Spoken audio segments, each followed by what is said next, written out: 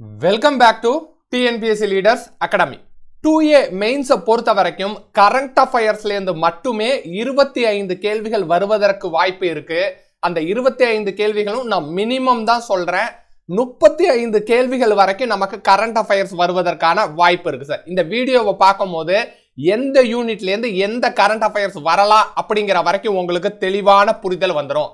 நமக்கு 2A சிலபஸை பொறுத்த வரைக்கும் ஒவ்வொரு யூனிட்டுக்கும் முடிவுலையும் என்ன சொல்லியிருக்காங்க அப்படின்னா கரண்ட் அஃபயர்ஸ் அப்படின்னு சொல்லியிருக்காங்க.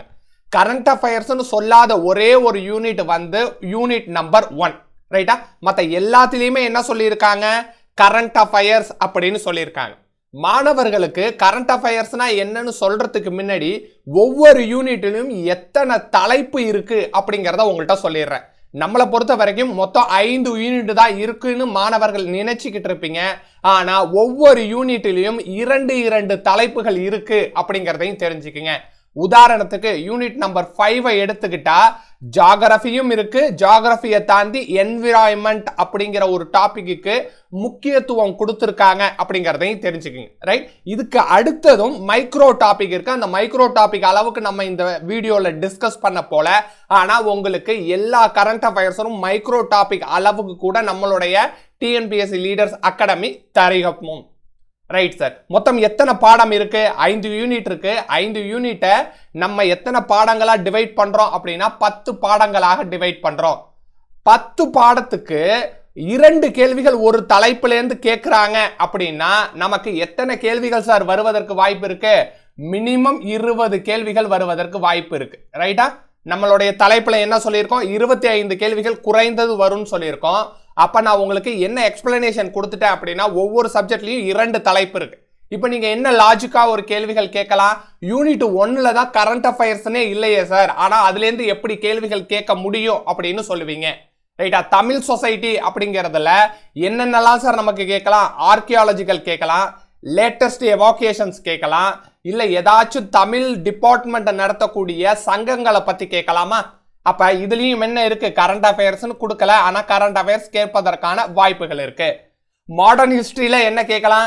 ஏதாச்சும் தலைவர்களுடைய பர்த்டேவை கேட்கலாம், ஏதாச்சும் ஒரு லீடரோட 150th பர்த்டே வந்திருக்கும், ஏதாச்சும் ஒரு லீடருக்கு 200th பர்த்டே வந்திருக்கும். அப்ப இங்கேருந்தும் என்ன கேட்கலாம்? கரண்ட் அஃபேர்ஸ் கேட்கலாம் அப்படிங்கிறதையும் தெரிஞ்சுக்கிங்க. அப்ப 20 கேள்விகள் நம்மளுடைய கொடுக்கப்பட்ட சிலபஸ்ல இருந்தே நமக்கு வந்துரும் அப்படிங்கறது தெரிஞ்சுங்க, ரைட்? அடுத்ததான் நான் உங்கள்கிட்ட என்ன சொல்ல வேண்டியது இருக்கு அப்படின்னா கவர்மெண்ட் பாலிசி நோட்ஸ். நமக்கு இன்னுமே என்னதான் சார் 10 யூனிட்டா தான் நம்ம கன்சிடர் பண்ணிக்க போறோம். கவர்மெண்ட் பாலிசி நோட்ஸ் ஏன் சார் ஹெல்ப்ஃபுல்லா இருக்கும் அந்த 25 கேள்விகள் மினிமமா நம்ம அட்டன் பண்றதுக்கு அப்படின்னா, உதாரணத்திற்கு என்விரான்மெண்ட் அப்படின்னு ஒரு தலைப்பு நம்மளுடைய சிலபஸ்ல இருக்கா? பார்த்து வச்சுக்கிங்க. என்விரான்மெண்ட் அப்படின்னு ஒரு தலைப்பு இருக்கு. பாலிசி நோட்ஸ்லயும் என்விரான்மெண்ட்னு ஒரு தலைப்பு இருக்கான்னு கேட்டீங்கன்னா பாலிசி நோட்லயும் என்விரான்மெண்ட் அப்படின்னு ஒரு தலைப்பு இருக்கு. நம்மளுடைய மாணவர்களுக்கு இந்த பாலிசி நோட்ஸை நம்ம கொடுக்க தான் போறோம். பாத்தீங்களா? இந்த பாலிசி நோட்ஸ் என்னவா இருக்கு? என்விரான்மெண்ட் அப்படிங்கிற தலைப்புல இருக்கு. அடுத்தது நம்ம பாலிசி நோட்ஸ்ல என்ன சார் பார்க்கணும் அப்படின்னா, இந்த பாலிசி நோட்ஸ் அப்படிங்கிறது கவர்மெண்ட் சட்டசபையில 100% சரியான தகவல்களுடைய சப்மிட் பண்ண ஒரு ரிப்போர்ட். இந்த ரிப்போர்ட் எப்படி இருக்கும் அப்படின்னா 300 பக்கங்கள்ல இருந்து 500 பக்கங்கள் இருக்கும் ஒவ்வொரு பிடிஎஃப்பும். அந்த ஒவ்வொரு பிடிஎஃப்பையும் படித்து தேர்வுக்கு என்ன கண்டென்ட் வேணுமோ அதை மட்டும் தொகுத்து என்ன பண்ண போறோம் அப்படின்னா உங்களுக்கு கொடுக்க போறோம். அப்ப இந்த கண்டென்ட் எப்படி சார் இருக்கும்? 300 பக்கங்கள் நீங்க படிக்க தேவையில்லை, வெறும் 10 பக்கங்கள் படித்தாலே போதும் அப்படிங்கிற ஒரு நிலையில தான் இருக்கும், ரைட்? நம்மளுக்கு எக்கனாமிக் அப்படிங்கிற ஒரு டாபிக்ல என்ன கண்டென்ட் வரும்? எம்ப்ளாய்மெண்ட்டை பத்தின கண்டென்ட் வரும். ஜியோகிராஃபி அப்படிங்கிற கண்டென்ட்ல என்ன வரும்? நம்மளுக்கு நேச்சுரல் ரிசோர்சஸை பத்தி படிக்கணும். அந்த பாலிசி நோட்ஸும் இங்க இருக்கு. தமிழ் சொசைட்டில உங்களுக்கு என்ன சொல்லியிருந்தா ஆர்கியாலஜிக்கல் கண்டென்ட் நீங்க படிச்சாகணும். ஆர்கியாலஜிக்கல் கண்டென்ட்டும் இங்க இருக்கு. அதை தாண்டி தமிழ் டிபார்ட்மெண்ட்ல ஏதாச்சும் ஒரு சங்கம் எடுத்திருக்காங்க, ஒரு இனிஷியேட்டிவ் எடுத்திருக்காங்கன்னு பாத்தீங்கன்னா அப்ப தமிழ் டிபார்ட்மெண்ட்டோட கண்டென்ட்டும் இங்க இருக்கு. அப்ப நம்ம சிலபஸ்ல என்னென்ன தலைப்புகள் இருக்கோ அந்த தலைப்புகளுக்கு தான் நம்ம என்ன பண்ணியிருக்கோம் அப்படின்னா கவர்மெண்ட் பாலிசி நோட்ஸ் உங்களுக்கு கொடுக்குறோம். இந்த கவர்மெண்ட் பாலிசி நோட்ஸ்ல எது பிரதானமா இருக்கும் அப்படின்னா ஸ்கீம்ஸ் சம்பந்தப்பட்டது இருக்கும், ரைட்டா? நான் இந்த ஸ்கீம்ஸை ஏன் சார் நம்ம யூனிட் நம்பர் 2ல மட்டும் எழுதுறேன்? பாலிட்டி அண்ட் அட்மினிஸ்ட்ரேஷன்ல எழுதுறேன் அப்படின்னா அந்த சிலபஸை படிச்ச உங்களுக்கு தெரியும் அதுல என்ன இருக்கும்னா 1990க்கு அப்புறம் இருக்க ஸ்கீம்ஸை எழுதுங்க. தமிழ்நாட்டில் என்னென்ன ஸ்கீம்ஸ் எல்லாம் இருக்குன்னு இம்ப்ளிமெண்ட் பண்ணியிருக்கீங்க அதை பத்தி எழுதுங்க அப்படிங்கிறது இருக்கும்.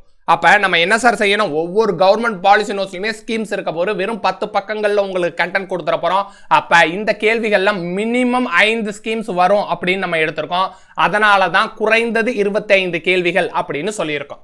இப்போ உங்களுக்கு புரிஞ்சிருக்கும் ஏன் கரண்ட் அஃபேர்ஸ் ஒரு மாணவனுக்கு தேவை, ஏன் கவர்மெண்ட் பாலிசி நோட்ஸ் தேவை அப்படின்னு.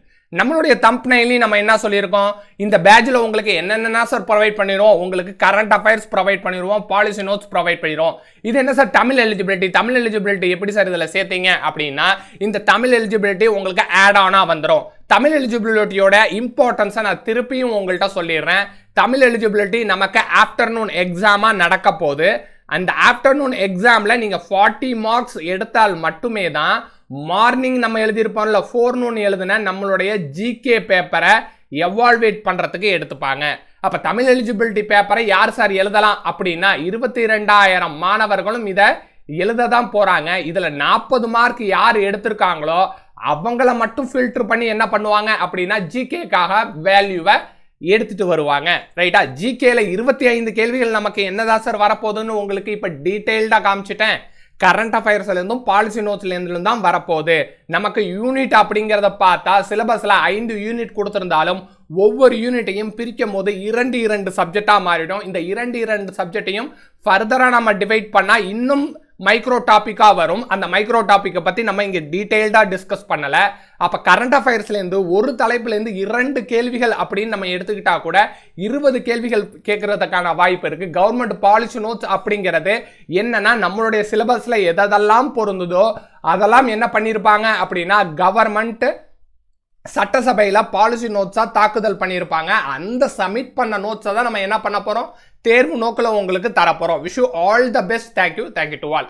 நம்மளுடைய சந்தேகங்களை கேட்கணும் அப்படின்னா டிஸ்கிரிப்ஷன்லையும் நம்மளுடைய கமெண்ட் பாக்ஸ்லையும் டெலகிராம் சேனலோட லிங்க் இருக்கு. அதை கிளிக் பண்ணி நீங்க என்ன கேட்கலாம், உங்களுடைய சந்தேகங்களை கேட்கலாம். Wish you all the best. Thank you.